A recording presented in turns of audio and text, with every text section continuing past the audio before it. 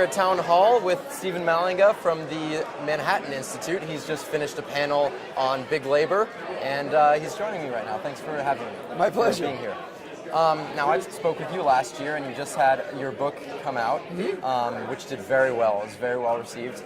And I was just wondering, what has the Manhattan Institute been working on over the past year in terms of fighting a lot of the labor unions? Well, I think in general what we're doing is, watching the movement and watching the reforms and writing a lot about that and even developing policies, because it's clear now, for instance, that a lot of states have said we have to change our pension system. So we have pension experts who are writing, new pension systems. Look, here's a way to write a pension that is fair to the worker, but is also fair to the taxpayer. So that's a very big issue, and we're seeing a lot of changes to collective bargaining around the country. People are focusing on Wisconsin, but we're seeing things like ending mandatory collection of union dues in places like North Carolina.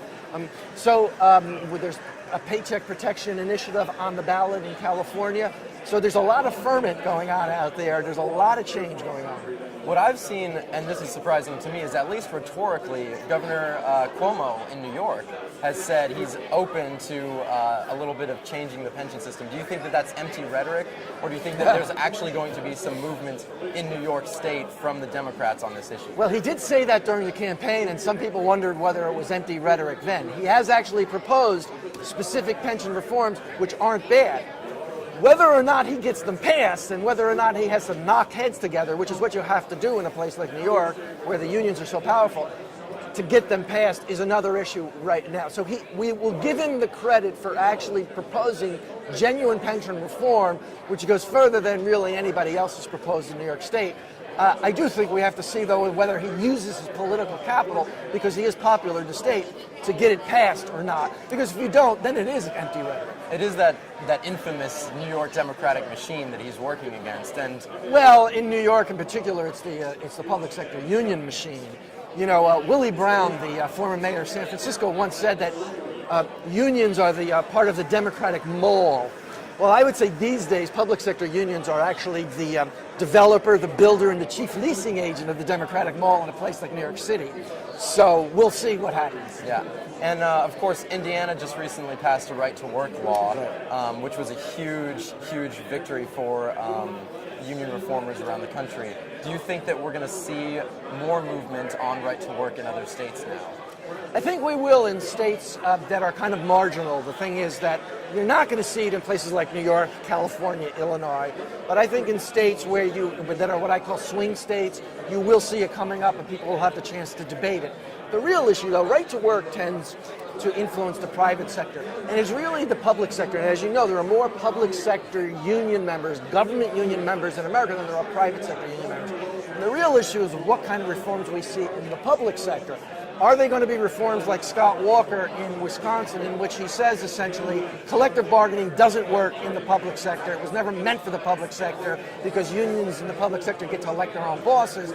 And will we see more states doing that? Will we see more states doing what Walker also did, was saying, listen, government is not going to automatically collect union dues for you. You go out and collect your own union dues. In states where that has happened, a lot of union members have said, no, we really don't think we're getting our money's worth from these dues, and they stop paying. Do you think that the fight in Wisconsin is going to end up being a turning point for either side at this point? If Walker wins and it turns out that his policies have been validated, do you think that that's going to help other states? I think it's very important, because if he does win, then he gets a full term. And if he gets a full term, then the people of Wisconsin and people in other places will get to see exactly how these work. Already, for instance, what has happened is states, cities, and school districts using his reforms are saving money and not having to lay off public sector workers. They're not faced with that Hobson's choice of either, if you don't give us concessions, then we just have to fire people because that's the only other way we save money. If that happens in Wisconsin, it's already happened where they didn't have widespread firings, even though the union movement predicted what would happen.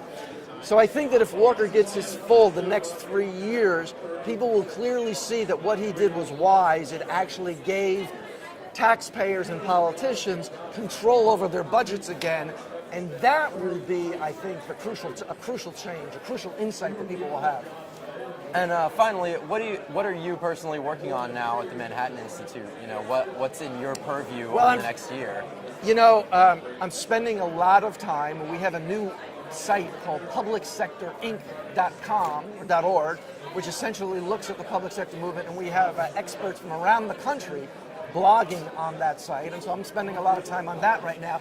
But eventually we're going to turn to the national elections and the place of public sector unions in the national elections, because really, although the union movement is a grassroots movement and all of their power comes from local affiliates, they collect so much in union dues that money makes its way up to the federal government, makes its way up to national elections, and that's why they can also influence national elections.